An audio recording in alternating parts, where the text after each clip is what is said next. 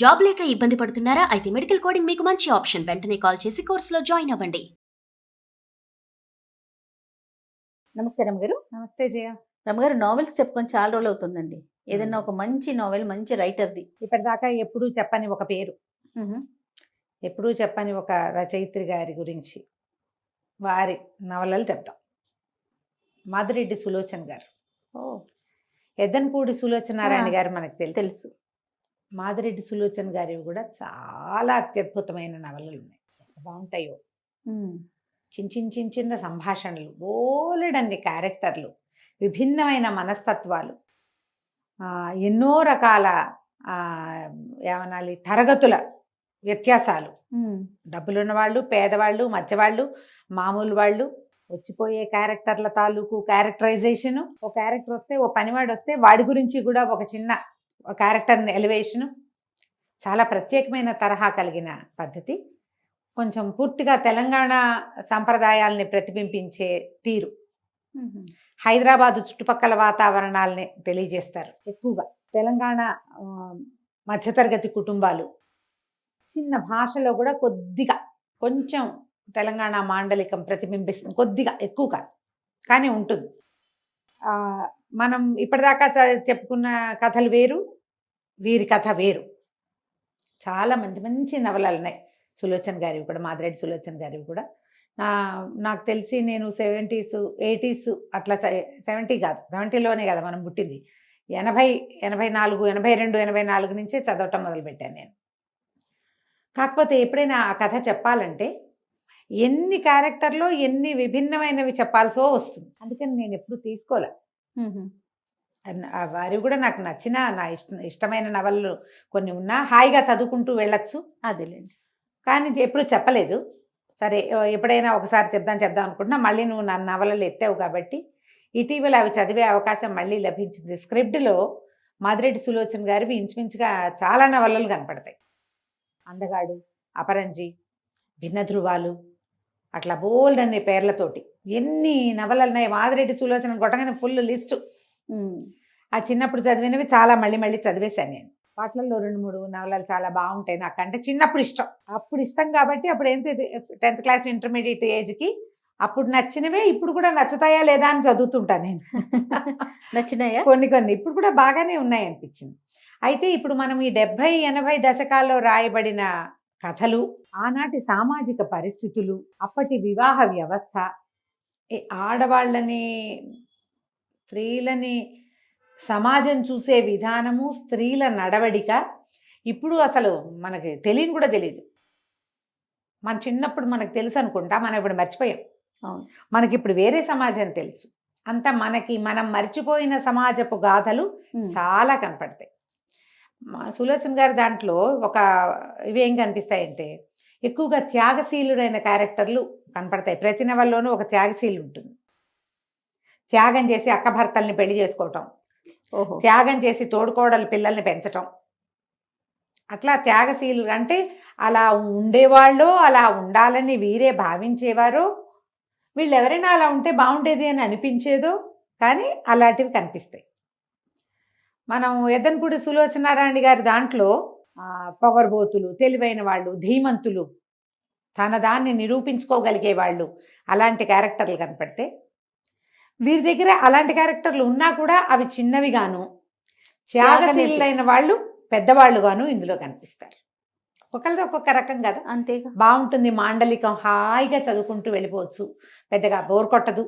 తర్వాత అర్థం కాని వ్యవహారాలు అలాంటివి ఏమి ఉండవు, కాస్త పాతవి అంతే. ఏం చెప్దాం, అపరంజి చెప్తాం. ఓకే, అపరంజి కథ బ్రీఫ్గానే చెప్తాను నేను. మొత్తం కథ అంతా చెప్తే అబ్బో చాలా టైం పడుతుంది. మీకు పుస్తకాలు దొరికితే చక్కగా చదువుకోండి. 2000 వచ్చాక మళ్ళీ మాదిరెడ్డి సులోచన్ గారి పుస్తకాలు నవోదయ వాళ్ళు వేశారు. మొత్తం కొత్త పుస్తకాలు ఉన్నాయి. మొన్న బుక్ ఫెయిర్లో కూడా నేను చూసా కొన్ని చోట్ల. మీరు ఇటీవల కనుక చదవకపోయింటే కొనుక్కుని చదువుకోండి. లేదా మీరు తెలుగు పుస్తకాలు కొత్తగా చదువుదామని భావిస్తుంటే మాదిరెడ్డి సులోచన్ గారి పుస్తకాలు కూడా కొనుక్కొని దగ్గరట్టు పెట్టుకుని నిదానంగా చదవలసిన కథలే తప్పకుండా, బాగుంటాయి. జయకర్ రావు అని ఒక క్యారెక్టర్ని చూపిస్తారు. ఆయన భార్య చనిపోతుంది. ఆయనకి 2 కుమారులు, 1 కుమార్తె. 2 కుమారులు, 1 అబ్బాయి బయట దేశంలో ఎక్కడో ఉంటాడు. మ్మ్. ఇక్కడ ఒక కొడుకు కూతురు కూతురు. కనిపిస్తారు. కొడుక్కి పెళ్ళయి ఆ భార్య కడుపుతో ఉంటుంది, కనబోతూ ఉంటుంది. ఆ భార్య ఎవరో కాదు, మళ్ళీ మేనత్త కూతురే. ఆ మేనత్త కూడా వీళ్ళింట్లో ఉన్నట్టే కనిపిస్తుంది. ఈ పిల్లకి వాళ్ళ ఒక అమ్మాయి ఉందిగా, ఆ పిల్ల చాలా అందగత్తె, పేరు రజని. వాళ్ళ అమ్మ మాత్రం ఆ పిల్లని అపరంజి అని పిలిచేది. అపరంజి అంటే ఏదో డిఫరెంట్గా ఉందని స్కూల్ పేర్లలో రజనీ పేరు రాయించారు. ఆ పద్మిని అన్న ఆవిడ ఆ జయకర్ రావు గారి భార్య చనిపోతుంది. ఎప్పుడైతే తల్లి చనిపోయిందో ఈ పిల్ల పట్ల నిరాదరణ మొదలవుతుంది. ఓకే. ఆ నిరాదరణ మొదలు పెట్టేది మేనత్తే. ఆవిడకి ఏమని ఉంటుందంటే ఏదో ఒక రకమైన వెగటైన మాటగా మాట్లాడుతుంది అనమాట. తల్లి పోయింది, దీన్ని మా నెత్తి మీద వదిలిపెట్టింది అని. తన కూతురి సంసారంలో ఇది ఒక అడ్డంగా ఉందన్నట్టుగా మాట్లాడుతుంది. ఆవిడకు ఒక కొడుకు కూడా ఉంటాడు. అతనికి ఈ పిల్ల, ఈ అందమైన పిల్ల, చక్కగా అందంగా ఉండే మేనమావ భార్య ప్రీతిగా ఉంటాయి. ఆవిడ చాలా అందగత్తె, చనిపోయిన ఆవిడ ఎంతో ముద్దుగా చూసేది కొడుకుల్ని కూతుర్ని కూడా. ఆవిడ క్యారెక్టర్ చూపించారు మనకి కథలో. ఆమెను గురించిన ప్రస్తావన మాత్రమే విశదంగా కనపడుతుంది. ఈ పిల్లకి వీళ్ళు నన్ను బాగా చేయటం లేదు, అప్పుడే ఏదో పాస్ అవుతుంది పరీక్ష, ఎగ్జామ్ పాస్ అవుతుంది. వాళ్ళు ఏం పెద్ద సంతోషించినట్టు ఉండరు, పిల్లని బాగా ముద్దు చేసినట్టు ఉండరు. తండ్రి కూడా ఏదో కొద్దిగా అంటిమట్టున్నట్టు ఉన్నాడేమో అనిపిస్తుంది. ఏంటి వీళ్ళు నా పట్ల ఇలా ఉన్నారు అనిపిస్తూ ఉంటుంది అమ్మాయికి. ఆయన మళ్ళీ మధ్య మధ్యలో ప్రార్థన చేసుకుని కూతుర్ని ప్రేమగా చూస్తారు. ఇది ఎట్లా కనపడుతుంది అంటే ఇది ఒక క్రైస్తవుల కుటుంబం. క్రైస్తవుల కుటుంబం కాదే నడుస్తుంది. ప్రార్థన చేసుకోవటం, ప్రభువుకి మోకరెళ్ళటం, అదే. సిలువ వేసుకోవటం అవి చూపిస్తారు. ఆ అబ్బాయి పేరు కూడా, ఆ మేనత్త కొడుకు పేరు కూడా జాను ఏదో పేరు ఉంటుంది. లలితమ్మ అత్త పేరు, అమ్మాయి కూతురు క్లారా, కొడుకు జాను. వీళ్ళేమో కృపాకరు, ప్రేమ్ కుమారు, ఈ రజని, ఈ ముగ్గురు పిల్లలు. ఈ కథ కొంచెం నడుస్తూ ఉంటుంది. ఈ అమ్మాయి ఏదో ఎగ్జిబిషన్కి వెళ్తుంది. అక్కడ ఎవరో కొంతమంది మగపిల్లలు అమ్మాయి వెనకాల పడి తిరుగుతారు. అందులో ఒక అతను ఎంతసేపు ఈ అమ్మాయి దృష్టిని ఆకర్షిస్తాడు. ఈ పిల్ల కూడా అతను నచ్చుతాడు. ఆ అబ్బాయి కూడా ఈ పిల్ల వైపే వెనకాలే తిరుగుతున్నట్టుగా కనిపిస్తారనమాట. తర్వాత మళ్ళీ వీళ్ళు కలుసుకుంటారు. ఓ చిన్న ఫంక్షన్ లాంటిది ఏదో అవుతుంది. ఈ అబ్బాయి ఫ్రెండ్స్, ఈ కుర్రాళ్ళు ఎవరైతే ఎగ్జిబిషన్లో కనపడ్డారో వాళ్ళంతా వీళ్ళ ఇంటికి వస్తారు. ఈ మేనత్త కొడుకు తాలూకు ఫ్రెండ్స్ వాళ్ళు. ఓకే. అమ్మాయి ఏదో ఆరెంజ్ కలర్ బట్టలు వేసుకుందని, ఆరెంజ్ అంటే ఆరెంజ్ కాదురా, ఈ అమ్మాయి పేరు అపరంజి, మా అత్తయ్య ఎంతో ముద్దుగా చూసేది అని చెప్తాడు. అపరంజి అని గుర్తుపెట్టుకుంటాడు ఈ కుర్రాడు, ఆ అమ్మాయి వెనకాల తిరిగిన అబ్బాయి. ఈ కొద్ది రోజులు గడిచేసరికల్లా ఈ అమ్మాయికి తన ప్రెజెన్స్ ఈ ఇంట్లో వాళ్ళు భరించలేకపోతున్నారు అనిపించడం మొదలు పెడుతుంది. అది ఎందుకు ఏమిటి అనేది తనకి అర్థం కాదు. ఆ అత్తయ్య మేనత్త విసురులు, ఆవిడ విసుక్కోవటము, కసిరి కొట్టేయటము, అన్నా వదిన కూడా సరిగ్గా ఉండకపోవటము, సరిగ్గా తీసుకోలేకపోతుంది అనమాట. ఈ కొత్తగా పరిచయమైన క్యారెక్టర్ కుర్రాడు ఉన్నాడు కదా, అతని పేరు శరత్. అతను ఒక బ్రాహ్మణ కుటుంబానికి చెందినవాడు. వీళ్ళు ఒట్టి ఫ్రెండ్స్. ఆయన శాస్త్రి గారు భార్య, వాళ్ళకి 3-4 పెద్ద పిల్లలు ఉంటారు. చివరి పిల్లలు శరత్, సుందరి, 2 పిల్లలు ఉంటారు చదువుకి. తల్లికి ఏదో అనారోగ్యం ఉంటుంది. వాళ్ళకి ఒక మేనమామ వరుస అయ్యి ఆయన భూపతి గారిని వీళ్ళ ఇంటికి వస్తాడు. ఆయన ఆడవాళ్ళని నమ్మకూడదు అలాంటివి చెప్తాడనమాట. ఇంట్లో పని మనిషిని పెట్టుకుంటారు, తల్లికి అనారోగ్యం అని.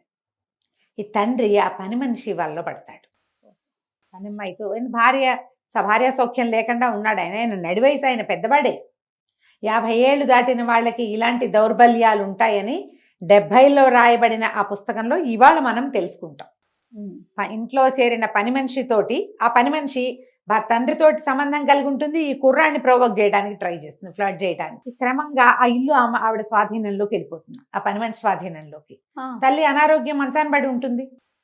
పిల్లలకి పాలు తిండి కూడా లేకుండా చేసేస్తుంది ఈ కాలేజీకి వెళ్ళే పిల్లలిద్దరికి. ఆ కుర్రాడు ఎంఎస్సీ చదువుతుంటాడు, పిల్ల ఏదో ఇంటర్మీడియట్ ఏదో కాలేజీకి వెళ్తూ ఉంటుంది. చదువాపించేస్తారు. దుర్భరంగా అయిపోతాయి వాళ్ళ జీవితాలు. ఏం చెయ్యాలో తెలియదు. అన్నయ్యకి అక్కయ్యలకి ఉత్తరం రాస్తే అన్నయ్యలు ఏమంటారు, ఆ పోనీ పెద్దవాడు నాన్న, చూసి చూడనట్టు ఊరుకోండి, మీ పని మీరు చేసుకోండి.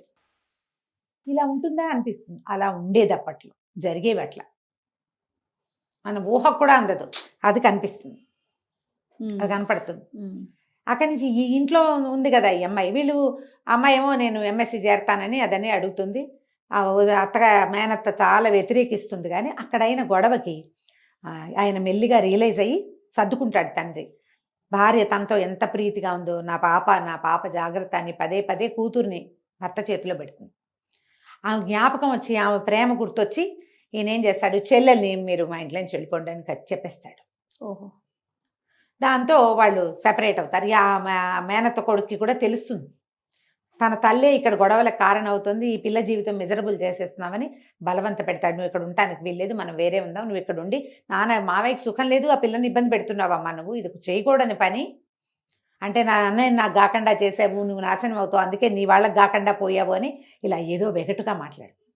ఈ పిల్లకి అర్థమవుతుంది ఇక్కడ ఏదో జరుగుతోంది, నేను వీళ్ళ పిల్లని గాను. తండ్రి డైరీలు తీసుకుని చదువుకుంటుంది. ఆ అమ్మాయికి ఏం తెలుస్తుందంటే ఆ అమ్మాయి ఒక బ్రాహ్మణ కుటుంబానికి చెందిన పిల్ల, తల్లి కూడా. ఓహో. ఆయన రాస్తాడు, ఆయన ఒక ఊరు వెళ్ళాడు, ఒక పల్లెటూరు, స్కూల్ టీచర్గా ఉద్యోగం చేస్తూ. ఇద్దరు మగ పిల్లలు ఆ స్కూల్లో చదువుకునేవాళ్ళు.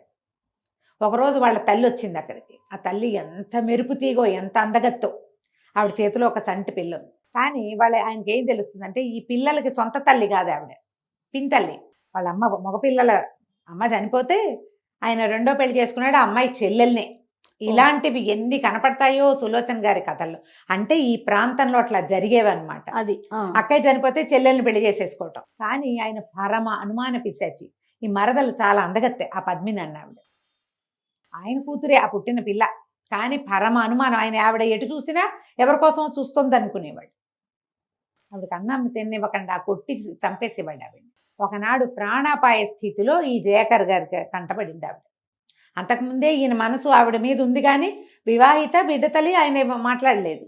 ఆవిడని ఒక చంపేసిన, అంటే సగం మరణించిన స్థితిలో ఈయనకి లభించింది. ఈయనకి ఆల్రెడీ భార్య మరణించింది, 2 మగపిల్లలు ఉన్నారు ఈయన కూడా. ఓహో. ఆయన ఈ సగం చచ్చిపోయి ఉన్న ఈ పద్మిని అన్న ఆవిడ పిల్లతో సహా తెచ్చుకున్నారు. ఆవిడని బతికించుకుని ముందే ఆయన మనసు ఆవిడ మీద పడింది కాబట్టి ఇక ఆవిడకి ఇంకా ఇంట్లో స్థానం లేదు, ఆయన తోసేసాడు బయటికి భర్త. ఇంట్లో ఈయన ఆవిడని శాస్త్రోక్తంగా వీళ్ళ పద్ధతి ప్రకారం పెళ్లి చేసుకుని ఆ పిల్లని తన పిల్లగా స్వీకరించి ఉంచుకున్నాడు. వాళ్ళు కూడా మగపిల్లలు, వాళ్ళకి చూసే వాళ్ళు ఎవరు లేరు. ఈవిడ చక్కటిది, అక్కయ్య పిల్లల్ని బాగా చూసుకుంది, ఇక్కడికి వచ్చి సవితి పిల్లల్ని కూడా అలాగే చూస్తుంది. ఆ పిల్లల దారిలో ఈయన పిల్లల్ని చూస్తుంది. ఎంత ప్రేమగానో ప్రాణంగా పెంచుతుంది మగపిల్లలిద్దరిని ఆవిడ. దాంతో వాళ్ళకి ఆ చెల్లెలన్నా ప్రీతి, ఆ తల్లన్నా ప్రీతి. ఎప్పుడు సవితి భావన వాళ్ళకి రాల. ఎవరో దేవదూత అమ్మ ఊరెళ్ళిందని చెప్తారు, ఆయన చనిపోయిందని చెప్పడు కొడుకులకి. ఈ తల్లి ఈ పిల్లని తీసుకొచ్చేసరికల్లా తమ చెల్లెలే వచ్చిందని నమ్ముతారు వాళ్ళు. వయసు వచ్చాక తెలుస్తుంది, అదేలేండి. తెలిసినా కూడా ఈ అమిత ప్రేమ వల్ల వాళ్ళు యాక్సెప్ట్ చేసి అలా ఉండిపోయారు. అప్పుడు ఈ పిల్లకి తెలుస్తుంది నేను ఈ కుటుంబానికి చెందిన దాన్ని గాను, తెలిసిపోయింది క్లియర్గా. ఇక ఎంతసేపు ఆ తండ్రిని చూద్దామని పుడుతుంది పిల్లకి. తన కుటుంబాన్ని కలుసుకోవాలి, నా వల్ల వీళ్ళకి ఇలాంటి సమస్య వచ్చింది. సరే ఈ కథ నడుస్తూ ఉంటే వీళ్ళకి శరత్ వాళ్ళకి ఇంటికి ఒక ఆయన వచ్చాడు కదా, మేనమామ. ఆయన వాళ్ళది ఒక పల్లెటూరు. ఆయనకి భార్య, 2 కొడుకులు ఉన్నారు, రెండో భార్య కనపడుతుంది ఆయన ఇంట్లో. నిజానికి రెండో భార్య కాదు, ఆవిడ 3వ భార్య. ఆ మొదటి భార్య ఆయన్ని మోసం చేసింది కాబట్టి ఆడవాళ్ళని నమ్మకూడదని ఆ ఉన్న భార్యను కూడా చావచిత కొట్టే లైన్లో పెట్టుకుని ఉంచుకుంటాడు ఆయన. కొడుకులు 2 తిరుగుబోతులుగా, అల్లరి చిల్లరుగా, తాగుబోతులుగా, గొడవకు వచ్చేవాళ్ళుగా, రౌడీలుగా కనిపిస్తారు. అవడానికి బ్రాహ్మణ కుటుంబమే, కానీ తిరగబడతారు వాళ్ళన్నిటికీ. ఈ అమ్మాయి ఏం చేస్తుంది, ఎంఎస్సీలో చేరింది కదా, ఒక టూర్లకు వెళ్తారు ఎంఎస్సీలు, ఈ బాటనీ వాటికి చెట్లు చేమలు చూడడానికి. ఆ టూర్లో ఒక ఊళ్ళో ఏవో చెట్టుకి పువ్వులు కనబడితే ఆ పువ్వులు పోయిపోతుంది. ఆ పొలం వాళ్ళు కేకలేస్తారు. మగపిల్లాడిలాగా బెల్బాటం వేసుకున్నావు, నీకు బుద్ధి లేదా, జ్ఞానం లేదా అని కేకలేస్తారు, బ్యాగులు లాగేసుకుంటారు. ఆ బ్యాగులో నుంచి ఈ ఫోటో బయటపడుతుంది. ఈ అమ్మాయి ఏం చేస్తుంటే తండ్రి డైరీలో ఉన్న ఒక ఫోటో తెచ్చుకుంటుంది. అందులో ఏంటి, తల్లి, తను, 2 అబ్బాయిలు ఉన్నారు. ఆ 2 అబ్బాయిలు ఇప్పుడు తండ్రి దగ్గర ఉన్న అన్నయ్యలు కాదు, వాళ్ళ అమ్మ దగ్గర మొదట ఉన్న అన్నయ్యలు వాళ్ళు. ఆ ఫోటో బయటపడేసరికల్లా ఈ వచ్చిన కుర్రాళ్ళు 2 ఈ అమ్మాయిని తిడుతున్న ఆ ల్యాండ్ లార్డ్లు 2 ఆ ఫోటో చూసి తెల్లబోతారు. అందులో పెద్దవాడు ఆశ్చర్యపోతాడు, ఇదేంటి ఈ ఫోటో నీకు ఎట్లా వచ్చింది అని గట్టిగా కేకలేస్తారు. ఈ లోపల లెక్చరర్లు, మిగిలిన స్టూడెంట్స్ అందరూ వస్తారు. ఈ అమ్మాయి మా మా తోటలో పువ్వులు కోసేస్తోంది, ఏదో అంటే ఏమిటో సమాధానం చెప్పట్లేదు, పైగా మా అమ్మ ఫోటో ఎక్కడి నుంచో పట్టుకొచ్చింది, నువ్వెవరివని అడుగుతారు. అడిగేసరికల్లా మీ అమ్మ ఏంటి, ఆ ఫోటో నాదే, ఆ ఫోటోలో ఉన్నది మా అమ్మ, ఆ చంటి పిల్లని నేనేనని చెప్పేసరికల్లా వాళ్ళు తెల్లబోతారు, 2 అబ్బాయిలం మేమేనంటారు. ఈ పిల్లని వెంబడి పెట్టుకు తీసుకుపోతారు. తీసుకెళ్ళి తండ్రికి చూపిస్తే ఆయన తెగ తిట్టిపోస్తాడు, లేచిపోయింది దాని కూతురు వచ్చింది అని. కానీ పిల్లని చూస్తే అచ్చు పద్మిని నుంచున్నట్టు తెలుస్తుంది ఆయన. వాళ్ళిద్దరూ చాలా ప్రీతిగా ఉంటారు ఈ అమ్మాయి పట్ల. జయకర్ సార్ ఎట్లా ఉన్నారు ఏంటి వాళ్ళకి తెలుసు, ఆయనే తమ తల్లిని తీసుకుపోయాడు అని. సరే ఇంటికి వచ్చి తండ్రికి చెప్పేస్తుంది, నేను ఇతన్ని డైరీలు చూసి తెలుసుకున్నాను, నేను ఆ ఊరు వెళ్ళాను, వాళ్ళని నేను చూశాను అంటే వాళ్ళు ఏం చేస్తారు, ఈ పిల్లని అడ్డం పెట్టుకుని ఈయన దగ్గర నుంచి డబ్బులు తీసుకెళ్ళటం మొదలు పెడతారు. అయ్యో మరి వాళ్ళేమో ఈ రౌడీత్వానికి అలవాటు పడి ఉన్న వాళ్ళు, కొన్ని రోజులు ఇస్తాడు కూతురు కోసం, తర్వాత ఇక నేను ఇవ్వనని చెప్పేసే డాడీ అని ఖచ్చితంగా చెప్పేసి వాళ్ళకి వీళ్ళకి అందరికీ తెలిసిపోతుంది. ఈ ఓపెన్ అయిపోయిన తర్వాత ఈ మ్యాటర్ అంతా దీని మేనత్త కొడుకున్నాడు కదా జాన్, అతను తన ఫ్రెండ్ శరత్కి చెప్తాడు, ఫలానా ఊళ్ళో ఫలానా వాళ్ళ పిల్ల ఆవిడ మా అత్తయ్య ఈ రకంగా వస్తే ఇలా పెళ్లి చేసుకున్నారు. అనేసరికల్ వాడు ఆశ్చర్యపోతాడు. ఆ శరత్ ఆ భూపతి వీళ్ళ మేనమామ కూతురు అయింది. ఇక వీళ్ళిద్దరికి అంతకు ముందు నుంచి కొద్దిగా మాట్లాడుకుంటూ ఉంటారు. ఈ ఇంట్లో ఉండలేక అమ్మాయి బయటికి నడిచి వెళ్తే ఓ చోట ఇతను కనపడతాడు. ఎవరు వాళ్ళ నాన్న చేసే వెధవ పని తట్టుకోలేక బయటకు వచ్చిన రోజు అప్పుడు ఇద్దరు కలిసి వీళ్ళ ఇంటికి వచ్చి అన్నం తింటాడు. వీళ్ళిద్దరికి ఫ్రెండ్షిప్ కలుస్తుంది. అపరంజి అని పిలవడం మొదలు పెడతాడు. వీళ్ళిద్దరికి స్నేహం కలుస్తుంది. కానీ ఇంతలో ఏమవుతుందంటే ఈ సుందర్ ఉందిగా ఈ శరత్కి చెల్లెలు, ఈ వీళ్ళింట్లో చేరిన పని మనిషి ఏం చేస్తుంది, ఎవడో ఒక కుర్రాడిని ఇంట్లో ప్రవేశపెట్టి ఈ సుందరి మీద ప్రయోగిస్తుంది. సరిగ్గా అతను వెళ్ళే టైంకి ఆ చెల్లెలు కేకలు వినపడతాయి. అతను పరిగెత్తుకుంటూ లోపలికి వెళ్ళి చెల్లెల్ని విడిపిస్తాడు. ఆ వచ్చిన వాడిని కొట్టి ఆ పని మనిషిని పీక నొలివి చంపైపోతాడు. మరి లేకపోతే చెల్లెలు ఏమైపోయేది. అంతే. దాంతో పోలీసులు వస్తారు. ఆ అమ్మాయి చచ్చినంత పని అవుతుంది కానీ చావదు, బతికే ఉంటుంది. షాక్ తిని తల్లి కాస్త చనిపోతుంది. ఈ అబ్బాయిని పోలీసులు అరెస్ట్ చేస్తారు. కానీ పని మనిషి చచ్చిపోలా, కానీ హత్యా ప్రయత్నం చేశాడుగా. 2 ఏళ్ళు 2 బాతికేళ్ళు కొద్ది రోజులు జైలు శిక్ష పడుతుంది. ఎక్కువ కాదు, పడింది శిక్ష పడుతుంది. ఈ సుందరి ఇంట్లో దొరికిపోతుంది. ఈ పని మనిషి తండ్రి ఏమో ఆ బాధ్యత పట్టలేదు, దాన్ని చంపడానికి చూశాడు కొడుకని, అది చెల్లెల్ని చిన్నపిల్లని సరిగ్గా చూడు. ఈ లోపల తల్లి కాస్త చనిపోతుంది. వాళ్ళ ఇల్లు అల్లకల్లోలం అయిపోతుంది. ఈ సుందరికి ఎక్కడా నీడలేక ఆ జాన్ తీసుకొచ్చేస్తాడు. అమ్మాయిని తీసుకొచ్చి ఏం చేస్తాడు, తన చెల్లెల దగ్గర ఉంచుతాడు. ఆ చెల్లెలు ఈ అమ్మాయి వదినే కదా, కొద్ది రోజులు ఉంచుకో, తర్వాత నా ఏర్పాటు నేను చేసుకుంటాను. వాడు వెనక్కి తిరిగి వచ్చేలా దాకా ఈ పిల్లని ఎక్కడైనా ఉంచకపోతే తను చంపేస్తారు వాళ్ళు. ఇదివరకు జరిగిందే ఏదైనా జరిగితే ఈ అమ్మాయి ఏమైపోతుంది, బతిమలాడి చెల్లెల్ని అట్టు పెట్టుకుంటాడు. కొన్నాళ్ళు ఇక్కడ ఉంటుంది. ఈ కథ నడుస్తుంటుంది. ఈ లోపల ఈ జయకర్ గారు ఇక్కడ ఉండబుద్ధి కాదు ఆయనకి. పద మనం జీడిమట్లు వెళ్ళిపోదామని ఏదో చిన్న మొట్టమొదట వాళ్ళు వెళ్ళిన ఊళ్ళో చిన్న స్కూల్ పెట్టుకోవడానికి తండ్రి కూతురు ఇద్దరు అక్కడికి వెళ్తారు. ఆ అబ్బాయి జైలుకి వెళ్ళాడు. ఈ పిల్లకి ఉండబుద్ధి కాదు, చదువు పూర్తయిపోతుంది. పెద్ద అబ్బాయి ఫారిన్ కంట్రీలో ఎక్కడో ఉంటాడు. ఆఫ్రికా లాంటిది ఒక ప్లేస్, గుర్తు రావటల్లా ప్లేస్ నాకు. అక్కడికి వెళ్తానంటుంది. ఏమంటుంది, రెండో అన్నయ్య ఇక్కడ ఉన్నాడుగా, వాడు మేనత్త కూతుర్ని పెళ్లి చేసుకుంటాడు. అతనికి బాగా హ్యాబిట్స్ అయిపోతాయి, అప్పులు అయిపోతాయి. ఆ అమ్మాయికి ఉద్యోగం ఉంటుంది కానీ ఈ తండ్రికి డబ్బులు లేవు. తన పరిస్థితి అట్లాగే ఉంది. శరత్కి హెల్ప్ చేద్దామంటే అతను జైల్లో ఉన్నాడు. వాళ్ళ నాన్న వాడికి ఏ సహాయము చేయడు. దాంతో ఈ అమ్మాయి నేను అన్నయ్య దగ్గరికి వెళ్తాను నాన్న అని అడుగుతుంది. ఇక్కడ స్కూల్ని కూడా డెవలప్ చేసుకుందాము, నేను అక్కడికి వెళ్ళి డబ్బులు సంపాదించుకొస్తానని ఆ ఫారిన్ కంట్రీ వెళ్తుంది. ఈ శరత్ అప్పటికి రిలీజ్ అవ్వడు. ఈ సుందరేమో జాన్ దగ్గర ఉండిపోతుంది. ఈ అమ్మాయి వెళ్ళి అక్కడ ఏదో చిన్న ఉద్యోగం, అక్కడ అన్న వదిన ఉంటారు. ఆ వదిన చాలా పిసినారిది. మొత్తం చాకరీ అంతా ఈ అమ్మాయితో చేయించుకుని, నువ్వు మా ఇంట్లో ఉంటున్నావు కాబట్టి నువ్వు మాకు డబ్బులు ఇవ్వాలని, ఏ గొడవ ఉండదు, మెత్తమెత్తగా ప్రేమగా మాట్లాడుతూనే అమిత డబ్బు పిచ్చి ఆ అమ్మాయికి. ఎక్కడ హార్ష్ టాకు ఏముండదు, అంతా ముద్దుగా. కొంతమంది ఉంటారు అట్లా. అవును. ఈ క్రమంగా ఇక వాళ్ళ దగ్గర నుంచి కూడా సెపరేట్ అవుతుంది. మెల్లిగా డబ్బులు గ్యాదర్ చేసుకుంటుంది. తండ్రికి డబ్బులు పంపిస్తుంది. అక్కడి నుంచి ఇప్పుడు సవిత అన్నయ్యలు ఇద్దరు ఉన్నారుగా, వాళ్ళ అన్నయ్యలు ఉన్నారు కదా, అమరేంద్ర సురేంద్ర, వాళ్ళకు కూడా హెల్ప్ చేయటం మొదలు పెడుతుంది. వాళ్ళు పోగొట్టుకున్న పొలం కొనిపెడుతుంది. మరి ఆ కుటుంబాన్ని కూడా వదిలిపెట్టదలుచుకోదు. ఆయన ఏమంటాడంటే, ఇది లేచిపోయింది, అందుకనే మా పరువు పోయి మా జీవితాలు ఇట్లా రోడ్డు మీద పడ్డాయి, ఈ పిల్లలు ఇద్దరు తాడు బొంగరం లేకుండా అయిపోయారు, మేము వెళ్ళిపోవటం వల్లే మా జీవితాలు ఇలా అయినాయి. ఆ మాట పోగొట్టుకోవాలని ట్రై చేస్తుంది. అంతా త్యాగశీలతే కదా. మరి వీళ్ళని నన్ను పెంచుకున్నారు, వీళ్ళ పరిస్థితి బాగోలేదని వీళ్ళ కోసం కూడా చేస్తుంది. తిరిగి వస్తుంది. ఈ లోపల ఏమవుతుంది, ఈ సుందరికి సంబంధాలు అవి ఇవి చూడడం మొదలు పెడతాడు. కానీ ఆ అమ్మాయి ఒప్పుకోదు. జాన్నే పెళ్లి చేసుకుంటానంటుంది. ఓహో, పర్వాలేదు, నేను నీతోటి ఉంటాను, నిన్ను పెళ్లి చేసుకుంటానంటు. శరత్ రిలీజ్ అవుతాడు. రిలీజ్ అయితే ఎక్కడా అతనికి ఉద్యోగం దొరకదు.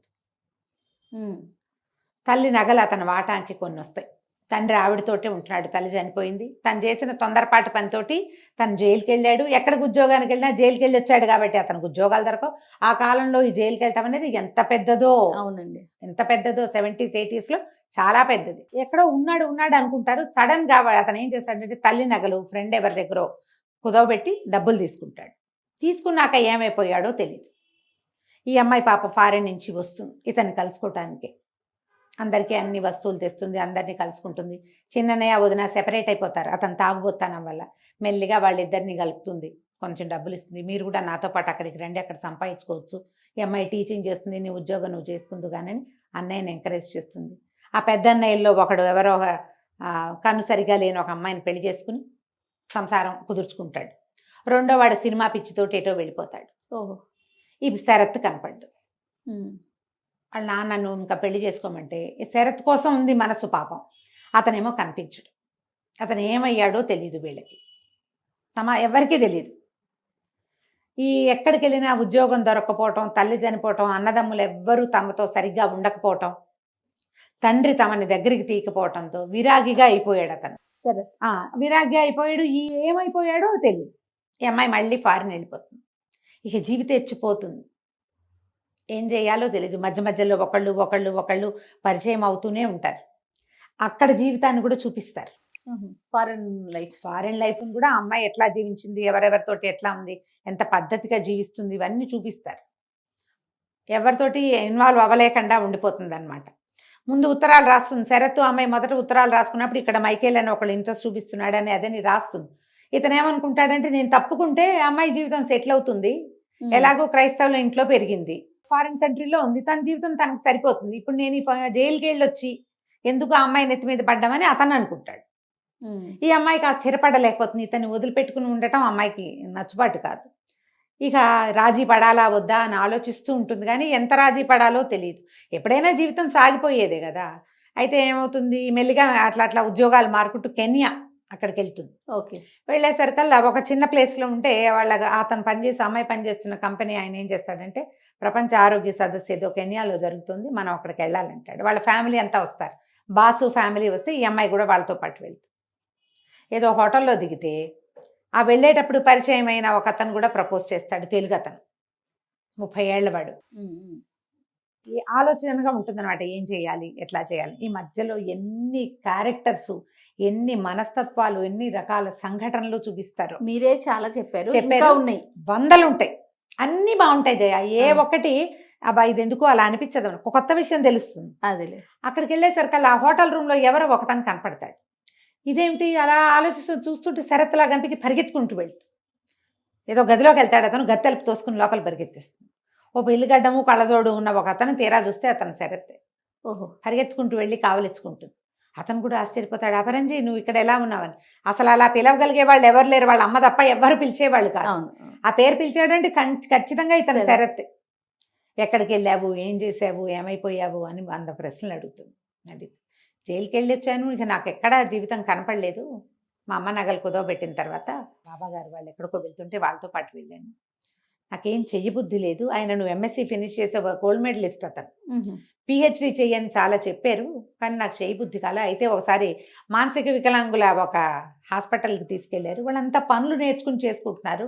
మతిపోయిన వాడే ఏదో ఒక పని నేర్చుకుని జీవితాన్ని ముందుకు తీసుకెళ్తుంటే సమస్య వచ్చి నేను ఎందుకు చేయకూడదని అనిపించింది.